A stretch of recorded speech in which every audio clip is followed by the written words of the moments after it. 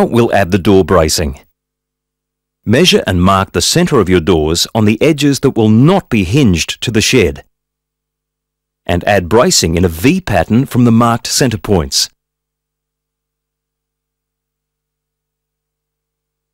Slide the bracing under the frame at both ends and secure with Tek screws. The inner door bracing will be fixed from the outside.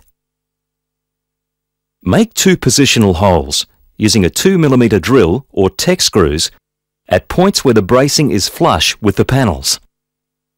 Now flip the doors to the front side and using the holes, fix the door bracing with self-tapping screws.